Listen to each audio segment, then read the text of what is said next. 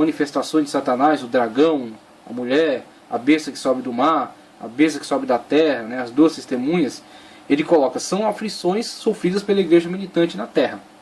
Certo? Então, ele caminha nesse sentido de que aquelas figuras, de forma alguma dizendo que elas não existem. Ele diz, sim, elas existem, mas como elas devem ser entendidas? A partir de um ponto de vista alegórico. João está falando acerca daquilo que a igreja está sofrendo na terra.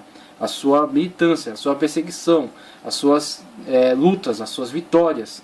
Tá certo? Num ponto culminante dos 1000 anos. Então, os 1000 anos, de forma alguma, são algo literal, mas sim algo que está sendo vivenciado pela igreja ao longo da história. No mais, toda a escritura clama a uma só voz, que nem a felicidade dos eleitos, nem o suplício dos réprobos terão fim.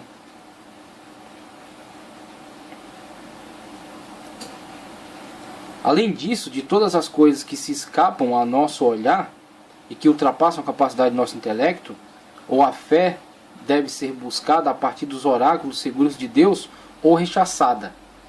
Então, uma das questões que ele levanta, a crítica, é em relação a essa questão cronológica. Começa aqui, passa 1000 anos e termina aqui. Ele fala, a beatitude dos santos não tem limite, não tem fim. Então ele atenta também contra essa questão, a questão cronológica estabelecida. Né? Inclusive, da forma como foi posta pelos quiliastas, claro que teria que ser criticada mesmo. Né? A questão da abordagem lá dos 6.000 anos e após os 6 o ano sabático de 1000 anos cronológicos. É óbvio que tem que ser criticada uma vez que uma vez que se mostrou falsa, certo? Não ocorreu. Os que assinam aos filhos de Deus, 1000 anos para que usufruam da herança da vida futura, não se dão conta de quão grande afronta fazem a Cristo e a seu reino. Pois se não serão revestidos de imortalidade, segue-se que tão pouco o próprio Cristo, cuja glória hão de ser transformados. Em cuja glória hão de ser transformados, tá certo? Em cuja glória hão de ser transformados. Deixa eu localizar aqui de novo. Perdão. Nem tão pouco o próprio Cristo, em cuja glória hão de ser transformados, foi recebido na glória mortal. Se a bem-aventurança deles há de ter um fim qualquer, segue-se que o reino de Cristo, em sua solidez, em cuja solidez aquela se apoia, é temporário. Finalmente, ou são ignorantíssimos de todas as coisas divinas, ou com oblíqua malignidade pretende desfazer totalmente da graça de Deus e a virtude de Cristo, cujo cumprimento não pode chegar a efeito sem que, destruído o pecado e aniquilada a morte, a vida eterna se instaure plenamente. Então veja aqui, a partir dessa abordagem de Calvino, né, seguindo também uma das interpretações de Agostinho, que Agostinho também não foi assim tão ferrenho com relação a esse amilenismo. Ele deixa uma pequena fresta aberta aí, uma possibilidade quiliasta. Mas Agostinho, Calvino já joga o negócio no lixo mesmo. Joga que o negócio não presta, é uma ficção.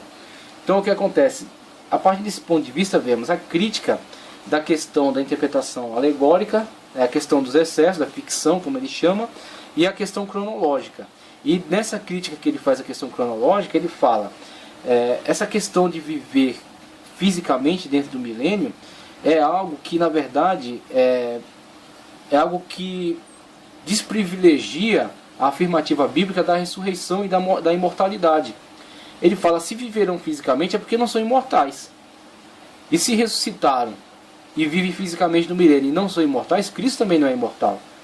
Se essa proposta quiliasta do 1000 ano cronológico é uma proposta que tem começo e fim, logo a beatitude dos santos tem começo e fim. Então, se tem um começo e tem um fim, não é eterna. Então ele implementa essa crítica dizendo que essa proposta quiliasta, na verdade, é uma proposta ficciosa, é uma proposta de ficção, né? E é uma proposta extremamente limitada, de 1000 anos físico e temporário, né? Que tem começo e fim.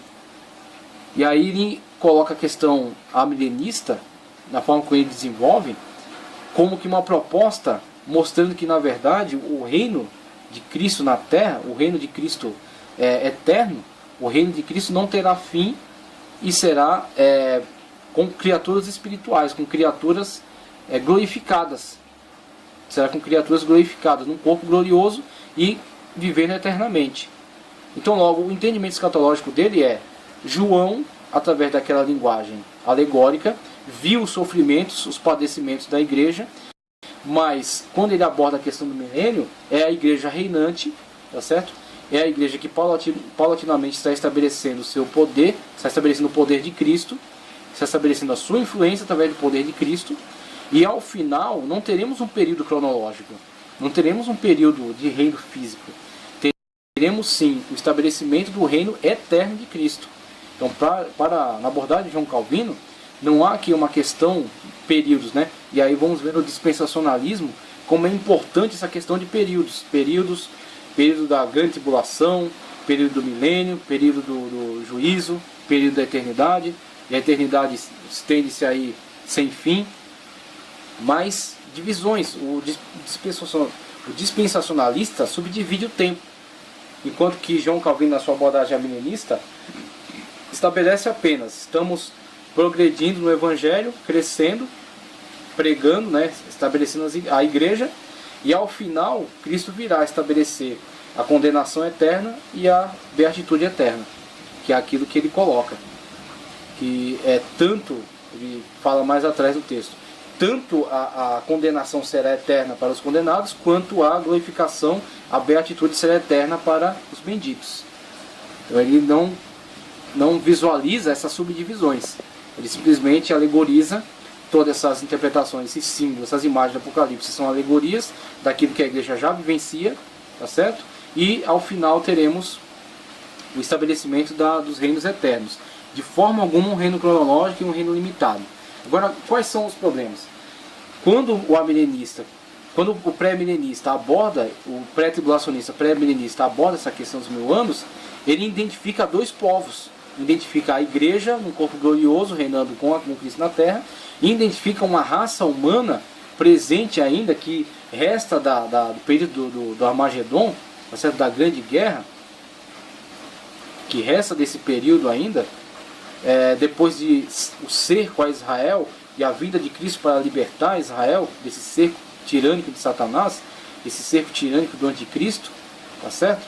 Então, quando Israel é liberto e aquele povo é entregue à matança, né? Condenados e são mortos, e temos aquela abordagem profética das aves do céu, dos animais do campo que são convidados a um banquete e seus corpos são entregues a serem devorados pelas feras. Passado isso, o pré-milenista, pré-tribulacionista entende: estabelece um reino na terra, é feito um juízo, um pequeno juízo, não um juízo final, um juízo que separa, como no Evangelho Cristo diz, as ovelhas dos bodes. Então esse juízo entre as ovelhas e os bodes são quem? São exatamente um juízo estabelecido para a entrada no milênio. Quem entra no milênio? Cristo e a igreja glorificada, que são eternos, que é exatamente a abordagem de João Calvino. Como que a beatitude dos santos pode ser limitada? Não é limitada. A beatitude dos santos está sendo vivenciada através de Cristo e da igreja que foi arrebatada, que é glorificada, que não tem fim, é eterna. Certo? Aliás, é infinita, eterna é Deus, né? É infinita. Mas o povo, a raça humana que estava presente ali, ela é finita ainda, mas será infinita após glorificada, após ser glorificada ao final do milênio. Tá ok? Então o que acontece?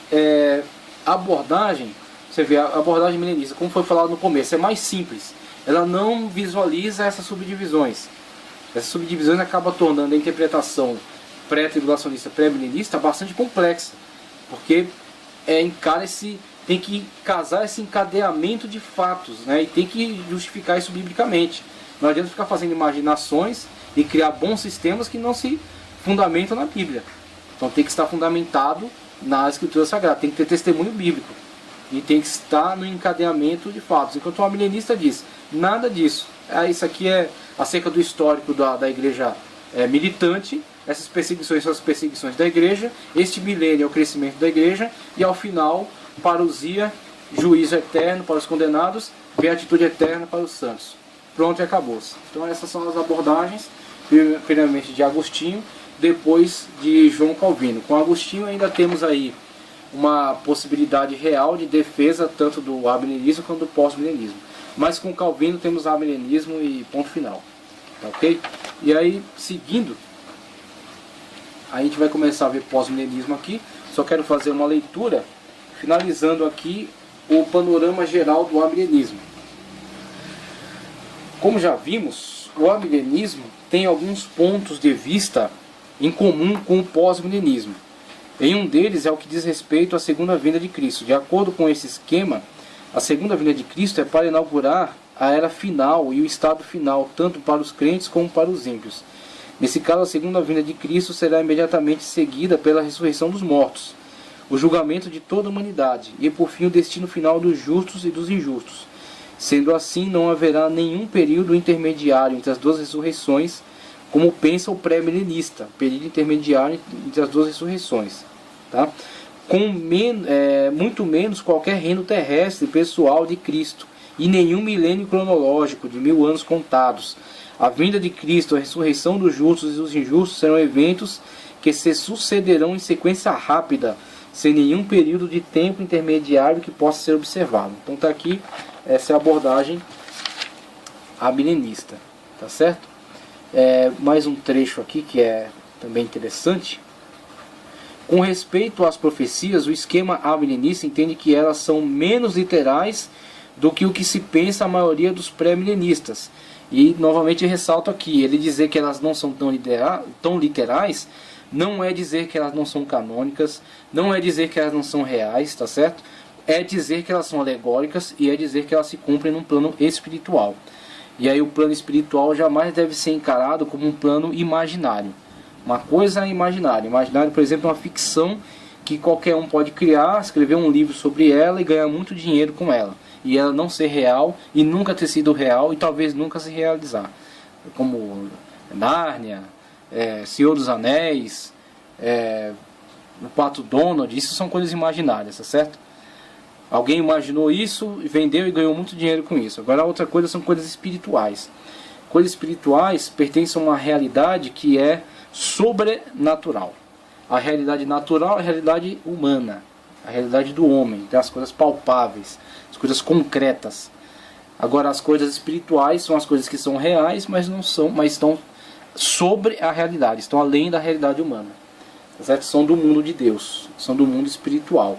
São reais, estão presentes aqui, estão interagindo conosco, mas não são limitados como a nossa realidade. Estamos limitados ao tempo e ao espaço. E a realidade de Deus está acima de tudo isso. Tá certo? Então o que acontece? São alegóricas nesse sentido, são espirituais nesse sentido. Tá? Sendo assim, as profecias não serão cumpridas num período terrestre de 1000 anos exatos. A tendência na interpretação das profecias é voltada para a ideia de que elas se cumprem dentro do período da história da igreja. Em alguns casos, as profecias teriam cumprimento na terra restaurada ou renovada. Aí eles já pulam de período da igreja para novos céus e nova terra. Então eles nem passam por essa questão do milênio cronológico. O milênio está sendo vivenciado ao longo do tempo da igreja militante. Por isso que o caminho natural dos pós-milenistas, quando vem o seu ponto de vista não podendo mais ser sustentado, o caminho natural do pós-milenista é o amilenismo.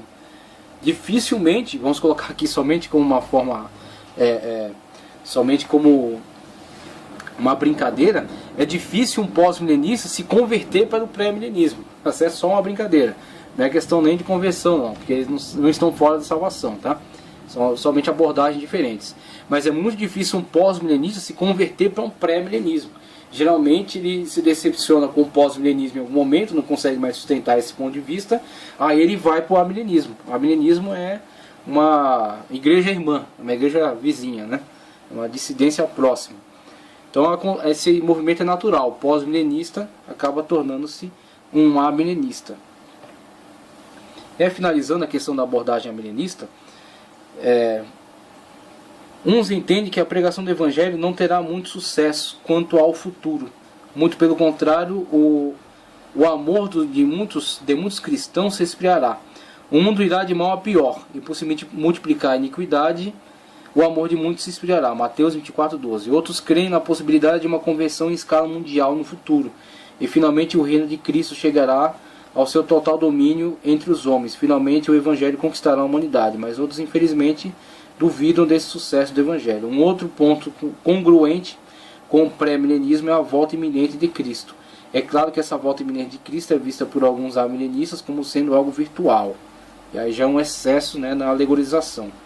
Isso contraria completamente a ideia pós-milenista, que afirma que Cristo só voltará após a total conquista do Evangelho. Então, a gente vai entrar agora na escola pós-milenista, tá certo? Aqui vemos alguma aproximação de alguns indivíduos da escola milenista, uns de visão pessimista, que acabam se aproximando do pré-milenismo, que tem uma visão pessimista também em relação à história humana, tá certo? Mas de forma alguma eles encaram aquelas subdivisões de forma literal, e de forma alguma encaram o milênio de forma literal. São alegóricos. Agora outros, com certeza alguns pós-milenistas que entraram por amilenismo, têm uma visão um pouco mais otimista, dizendo que o Evangelho na verdade conquistará o mundo. Mas essa visão ela é típica do pós-milenismo. Essa visão de que o Evangelho é a igreja reinante, está estabelecendo o milênio, está construindo o reino milenial e que brevemente Cristo virá para fincar a bandeira do milênio, né, e inaugurar o reino. Então adentramos agora ao ponto de vista pós-milenista. Deixa eu só retornar aqui.